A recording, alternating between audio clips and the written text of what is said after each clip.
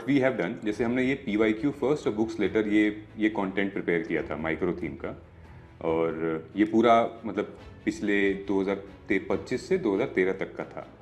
तो जो आप बता रहे हैं, फॉर एग्जांपल इफ वी, यही यही डिट्टो यही किया है, लेजिट यही किया है कि मैंने आरपीए वाला टॉपिक उठाया, उसमें 4 पीवाईक्यू हैं, एक एक करके चारों के आंसर लिखे, मैंने उसको टॉपिक का नाम दिया, ये वाला टॉपिक है, इसमें और क्या पूछे जा सकते हैं। राइट,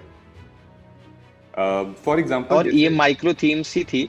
मैं जी, आपको बता सकता हूँ मैंने कौन सी माइक्रो थीम से किया था, है ना, शायद आपकी थी उसमें जिसने बनाई थी वो। हाँ हाँ, तो वहां से मैंने किए थे इस माइक्रो इस बार जब आपने शायद दिया था तो उसमें ये वाला क्वेश्चन आया था 2025 में, pardoning power theme. Of India versus USA.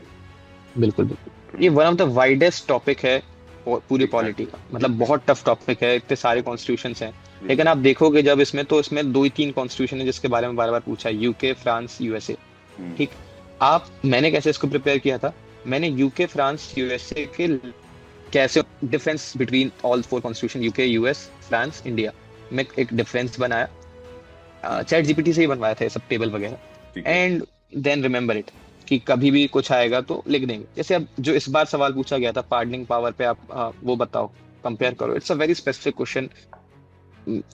कुछ दोस्तों को आता था मेरे, जो 4 4 साल से तैयारी कर रहे थे, बट मुझे बहुत ज्यादा नहीं आता था। I just figure out and I wrote an answer and it was right. Okay, तो मैं ये बोलना चाहता हूँ इस एग्जांपल से कि जो बहुत बड़े टॉपिक है उसमें आप बहुत डीप डाइव करके, आप चारों कॉन्स्टिट्यूशन को रट के कुछ उखाड़ नहीं लोगे। You just need to crack the exam, you just need to give one correct answer.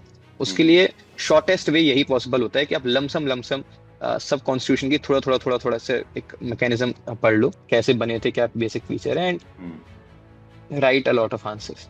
पिछले 12-13 सालों में जब से हमारा मेंस चेंज हुआ है, पेपर 2013 से 2025 तक का, this we have quantified it, like from which sections how many questions UPSC has asked in the past.